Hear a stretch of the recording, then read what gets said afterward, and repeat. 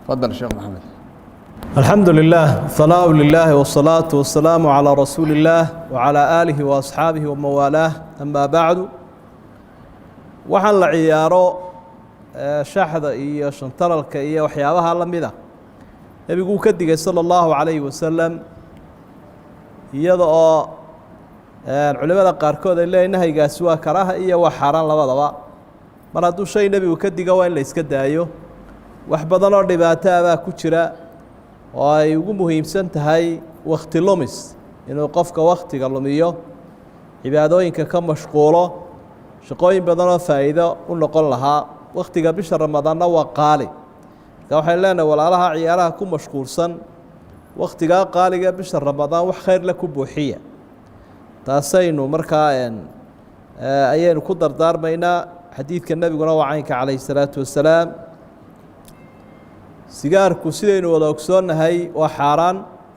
cabitaankiisu ama waxaa tubaakada la yidhaahdaba dee qofkii oo waajib soo gutay oo xaaraan ku afuraya waa nasiib darro aada u weyn markaa inuu ka waantoobuu iska daayuu jaanis uga dhigto siduu uga joogsan lahaa bisha ramadaan sigaarka waaba fursadba waxyaabaha faa'iidooyinka soomka waxaa ka mid ah inuu qofka ka jaro idmaanka waxa la yidhaha balwaddu caadaystay ee uu ku walfay ayaaba ramadaanta lagu joojiyaa inuu ku afurana iska daaba markaa soomkii ma ka burayo laakiin ajrigiisi wuu yaraanaya mar hadduu xaaraan ku afurayo qolada caafimaadkana haddaad dib ugu noqoto waxyaabaha ay aada uga digaan weyn qofkii oo ku afura sigaar markaad dib u baadho khatarta ay leedahay waad garan karaysa oo waxaad ku ogaanaysaa daraasadaha laga sameeyey su-aasha saddexaad qofku haddii uu macaan leeyahay oo uu bisha ramadaan soomkeeda kari waayo qallahana kari waayo waxa uu noqonayaa qofkii uu hayay xanuun aan la rajaynayn inuu ka bogsado raashin buu bixinayaa laakiin hadduu soomkii karayo oo maalmaha qaarkood uu ku yaro adkaanayo maalmaha uu ku adkaaduu xejin kari waayo ha iska afuro hadhowna ha soo qalleeyo maalmuhu karana ha soomo waa xasba alistitaaca marka labadaa xaaladood buu noqonayaa wakhti uu karo iyo wakhti uu kari waayo wakhti uu kari waayo ha iska cunaha soo qalleeyo hadduu labada jeerba kari waayona qallihii iyo addihiiba markaa waa raashin buu bixinayaa su-aasha afraad ee odhanaysa qalabkan aynu haysanee mobaylada iyo kombyuutarka iyo saacadaha iyo ma lagu afuri karaa waxaa lagu afuri karaa hadduu wakhtiga waafaqsan yihi wakhtigii qoraxdu ay dhacaysay haddaad ku tijaabisay oo uu la soconayo waad ku afuri karaysa waayo waxaa laynagu addoonsadaa qur-aanku ina farayo iyo xadiidka rasuulkaba sala allahu calayhi wasalam waa dhicitaanka qoraxda uma atimu siyaama ila leyl soomka dhammaystira buu ilaahay le ilaa habeenka la gaadhayo qorax dhaca nebiguna wuxuu leeyahy sala allahu calayhi wasalam xadiidkii saxiixa ahaa idaa aqbala alleylu min haahuna waadbara annahaaru min haahuna wagarabat الshamsu faqad afdara saa'im calaa macna alxadiid kol hadduu habeenku halkaa ka soo madoobaado qoraxdiina halkaa ay ka sii jeesato oo maalinkiina uu halkaa ka libdho qoraxdiina dhacdo qofkii soomanaa wuu afuray macnaha iska afuro marka shayga muhiimka ahi maaha aadaankee waa qoraxda dhiciddeeda su-aasha shanaad ee odhanaysa dhiigga ka soo baxaya afka soomkii ma jebinaya hadduu dhiiggaasi badanyood liqdaha wuu jebinayaa dhiigguna waa nijaas markaa waa inuu qofku iska nadiifiyaa kana luqluqdaa soomkiisii waxba noqon maaye markaa kol hadduu iskana tufay kana luqluqday wallaahu aclam baarak allahu fiik wajasaak allahu khayr su-aalahan waa iyaguna su-aalo ku saabsan cibaadooyinka kale aan soonka ahayn wuxuu leeyahay weydiiyaha koobaad ee su-aasha koobaad soo qoray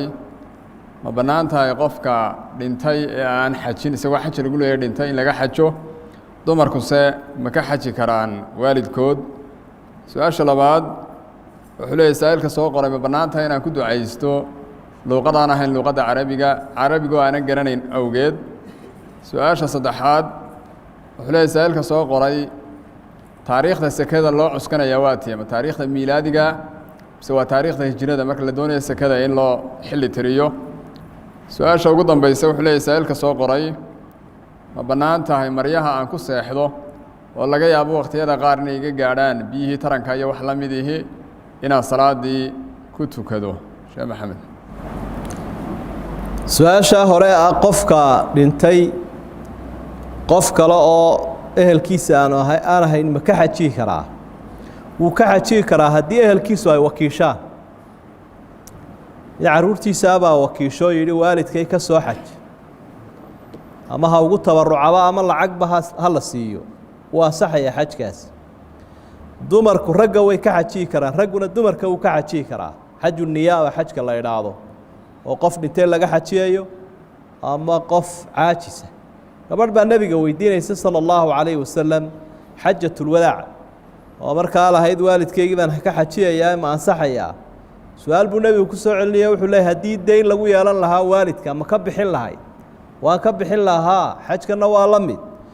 markaa rag iyo dumar midibaka kale uu ka xajiyi karaa wuxuuna shardiyahu qofkan xajiyayaa inuu yahay qof naftiisii ka xajiyey qof dee xajatulislaamkiisii isagu gutay oo naftiisa hore uga xaji shardigu waa kaasu su-aasha labaad ee ma ku ducaysan karaa duco aan ahayn luqada carabiga sida luqada soomaaliga oo kale haa waad ku ducaysanaysa cidiba iskuma khilaafin markaanad salaada ku jirin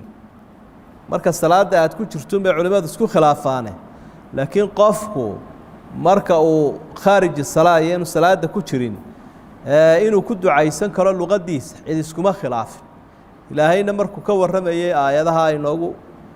inoo sheegaya soomka aayadda ducadaa ku dhex jirta waidaa sa'alaka cibaadii cannii fainii qariib ujiibu dacwata daaci idaa dacaan falyastajiibuu lii walyu'minuu bii lacallahum yarshuduun markaa intaynu soomannahay duco la aqbalayaa baynu leenahay allah inoo aqbalo qofku luqaduu doonaabuu ku ducaysanaya uu kaga cilbixi karayo ee weliba macnaheeda uu garanayo hadduu ku ducaysta ducooyinka waalidkee nebiga ka soo arooray ama ducooyinka aayadaha qur-aanka ah isagoo aan macnahooda garanaynin kol haddaanu jejebinaynin waa loo aqbalayaa insha allahu tacaala waxba shardi uma aha ereyada carabigu ku ducaysanayo inuu macnahooda garanayo laakiin waxaa fiican inay cidi ka dhegaysato oo aanu laxni akhriyaynin su-aasha odhanaysa markaan sekada bixinaya taariikhdan miilaadiga ma ku bixin karaa ee markay disembar dhammaatay xisaab xidhka la sameeyo kale maya asalku waxa weeye in lagu bixiyo taariikhda loo yaqaano hijriga ama qamariga dayaxa la eeganaya ilaahay baa wuxu uhi yas'aluunaka can اlahillati qul hiya mawaaqiitu linnaasi wاlxaj xigmadday ku fadhiyaan biluhu ayay ku weydiinayaan waxaad u sheegtaa in lagu talagalay in lagu tirsado taariikhda iyo cibaadooyinka iyo xajkiiba marka xajkii unbuu la mid yahay soomkiiyo sekaduna ay la mid yihiinoo sida aynu xajki iyo soomkaba ugu tirsanayna bilaa hijriga ilaa waa arkaanu islaamkii sekadune waxaynu ku tirsanaynaa taariikhda hijriga waxaana la ogsoon yahay dee inay wakhti isdheer yihiin inay kala duwan yihiin oo 11 cisho isdheer yihiin sanadkii waxaa laga yaabaa dee 16 sano meelaha sanad barhkii baa ka soo baxaya 33 sanana waxaba ka soo baxaya hal sanaaba isdheer yihiin oo dheeraad uu leeyahay sanadkan qamariga ahi markaa ta ilaahay uu nagu addoonsaday waa sanadkaa dayaxa ah cid waliba xisaabsan karayso su-aasha afraad qofku ma ku tukan karaa malaabistan ama dharkan hurdada hadduu cawrada asturaya haa wax nijaasana aanu lahayn dharkaa aada xidhan tahay ama qamiis ha ahaado ama garan iyo surwaal iyo macawis hadduu cawradaada asturayo wax nijaasana aanu lahayn waad ku tukan kartaa biyaha tarankuna dabcan nijaas maahee waa asalku bani aadamku ka farcamayayo waa daahir waxaa se xusid mudan markaad ilaahay ishortaagaysa ilaahay boqorkaa subxaana wa tacaala ayna wada abuuray ee masaajidka aad tegayso adigoo haybad lahoo dhar qurux badan sita waa inaad tagto oo dharka sariirta aanaad la tegin waxa u daliila ilaahay baa wuxuu ihi yaa bani aadama khuduu ziinatakum cinda kulli masjid ilmo bani aadamo marka masaajidka tegaysaan ziinadiinna iyo quruxdiinna qaata dharkii fiicnaa qamiiskii cumaamadii alaabtaadii hagaagsaneeda suuqa dadka ula baxaysa iyo cadarkii iyo udgoonkii intaba adigoo soo marsaday waa inaad ilaahay is hortaagta subxaana wa tacaala marka sidaasay ku fiican tahay waxna waa ansixidda oo waxa ay wax ku ansaxayaan oo inagaa ka jawaabnay waxna waa sida afdalka ah ee fadliga badan labadaasay kala noqonaysa wallahu aclam ilaahay subxaana watacaala sheekh maxamed miisaanka xasanaadka ku saaro annagana hanagu anfaco saa'ilkani wuxuu leeyahay su-aasha soo qoray dabcan waa su-aalo ku saabsan arrimaha bulshada iyo waxyaalaha maaragtay dadku ay aada u tabayaan wuxuu leeyahay su-aasha koobaad qof aanu islaynay ama waxbaana dhex maray kadibna waanu iscafinay ma inaanu iskacan qaadnaabaa loo baahan yahay mise mar haddii la iscafiyey waa dhan tahay su-aasha labaad saa'ilka soo qoray wuxuu leeyahay waxaan macallin u ahay habaryartay oo iga yar markaa mararka qaar magaceedaan ugu yeedhaa markan habar yar ka odhan lahaa baan heblaayo idhaahdaa mararka qaarna waan ku qayliyaa dee macallin iyo arday waa la garanaya waqtiyada qaar baa qayla imanaysa marka arrintaasi nooc waalid caaqnimo ah miyaa loo tixgelin karaa su-aasha saddexaad saa'ilka soo qoray wuxuu leeyahay waxaa jira in dadka qaar ay maaragtay soo nooleeyeen baryahan dambe in dadkii dhintay ama awliye iyo saalixiin iyo dad wanaagsan iyo la xuso oo xaflado loo qabto ama la siyaarto ama dadka qaar heer la gaadho marka in la baryo arrimaha noocaas xukunkoodu wuxuu noqonayaa su-aasha afraad wuxuu leeyahay saa'ilka soo qoray gabadh baad moodaa sida hadalkeeda ka muuqda gabadhu iyadoo ragga jaaniba dhex joogtay inay qososhaa ma u bannaan tahay meelahaase resebshanada iyo istiqbaalka iyo inay ka shaqaysaa ma u bannaan tahay ruuxa dumarka ah su-aasha shanaad wuxuu leeyahay saa'ilka soo qoray ma bannaan tahay qofku inuu mushaar ka qaato meel aanu shaqadeeda xaadiraynin sidaa dhacda meelaha qaar inuu qofku mushaarkana u xaadiro wax shaqaana meeshaasi aanu ka qaban su-aasha lixaad gabadh ba iyadana soo qortay waxay leedahay waxaa igu maqaalo ah in naartu leedahay 9 albaab jannaduna ay 8 leedahay arrintaasi sheekh masaxbaa su-aasha ugu dambaysa iyadana gabadh baa soo qortay waxay tidhi waxaan ka shaqeeyaa meel agooni leedahay waxaanan u qaabilsanahay nadaafadda markii coronavirusku dhacee meeshii la xidhay dee dabcan shaqadii ma jirto laakiin mushaarkii baan qaataa meeshana agoon baa waa markiis agooneed marka arrintaas wax dembiyi ma iga soo gaaraya sheekh maxamed su-aasha hore markay labada qof iscafiyayaan gacan qaadku ma shardi baa ma waxba shardi maaha cafiskuun baa muhiima wa an tacfu aqrabu litaqwa cafiskaasa alla kacabsiga u dhow bu ilaahay laakiin rasuulku sala allahu calayh wasalam xadiidka saxiixa wuxuu ku xusay labada qof markay isgacan qaadaan intaanay kala teginba in dembiga laga dhaafo labada qofee dee nin iyo gabadh maaha laakiin waa labada qofe ragga ama labada qofee dumarka isku jinsigaa faa'iidadaa uu leeyay gacan qaadku laakiin shardi uma aha cafiska su-aasha labaad ee sheegaysa habaryartaa inaad waxu dhigayso oo ay kaa yartay ardayad kuu tahay intaad ixtiraami karto waad ixtiraamaysaa habar yar waad odhanaysaa dhib mala haddaad mararka qaarkood magaceeda ugu yeedho iyo hadday arday kaa yar tahay haddaad mararka qaarkoodba danteeda qur-aanka ugu canaanato si ay uga soo baxdo caaqnimo waxba noqon mayso waa maslaxaddeedii iyo wanaaggeedii baa laga shaqaynayaa su-aasha saddexaadaa dadka qaarkood baa qubuuraha barya qubuurta dadka ku jira lama barya ilaahay baa la baryaa subxaana wa tacaala isagaa yidhi udcuunii astajib lakum wuxuu yidhi ibarya waan idin aqbali doonaayo xabaaluhu waxay xaq inoogu leeyiin inaynu siyaaranno innaguna aynu ku soo cibro qaadanno iyagana aynu u ducayno markaa hadyiga nebiga sala allahu calayhi wasalam in la raaco taasaa lagu badbaadayaa wixii kale khilaafsanba waa lagu halaagsamayaa su-aasha sheegaysa ruuxa dumarka ah iyo shaqadeeda iyo meelaha ay ka shaqaynayso qaacido caamaa jirta oo ragga iyo dumarkaba shaqadooda loo xidho shuruudahaasi way wadaagaan rag iyo dumarkuba oo waa 3 ka horeeyaa waxa weeye qofkani shaqo xalaal inuu ka shaqaynayo shaqo xaaraana raggana looma ogola dumarkana looma ogola shaqo ku munaasiba waa inay tahay qofka muslimka ah rag iyo dumar mid kastaba ha ahaado qofka muslimka shaqooyin aan munaasib ku ahayn baa jira weliba si gaara shaqooyinka qaarkood oo raggu uu ka shaqayn karo dumarka dhib ku abaa jira ama karaamo darre iyo kuwa kadeed waxa saddexaad aadaabtii sharciga ahaana waa in la ilaaliyaa rag iyo dumarkii aanay isdhex qaadayn meel isla gelaynin oonay isla goonin noqonayn cawradoodii aanay bannaanayn marka aadaabtaasi ay jirto dumarkiina waxaa usii raaci kara dee waalidkeedu waa inuu idmaa ama u fasaxaa haddii ay nin leedahayna ninkeedu waa inuu ogolaadaa waxaa si raaca baahidii waa inay jirtaayo dee qofkii aan uba baahnayna biilkiisii iska haysto oo iska ladan inuu waxyaabaha culayska galo ama shuruudaha laga waayay dhibkeeday leedahay marka adaabtaa laga helo qofkii waa shaqayn karaysaa ruuxa dumarkii su-aasha kale ah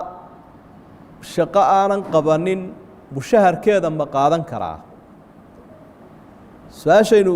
barbar dhigaynaa waxa weeye adigu ma jeceshahay qof aan kuu shaqayn inuu mushahar kaa qaato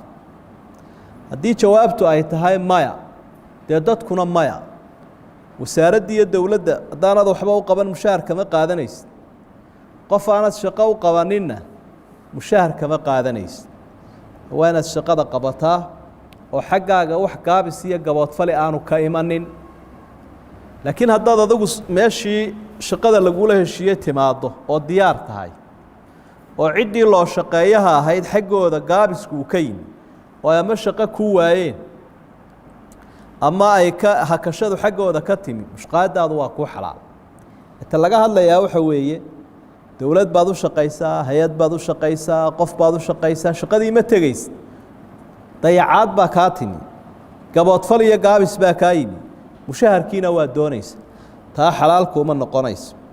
su-aashan kale ee gabadhu ayna sii weydiisay la xidhiidha iyaduna way ku xidhan tahay une meel agoomaha lagu barbaariyo oo la xidhay baan mushahar ka qaata adugu waa inaad soo xaadirtaa waa inaad diyaar ahaataa heshiiskii aad saxeexday aad diyaar u tahay waxqabadkii inaad diyaar u tahay ood u taaganta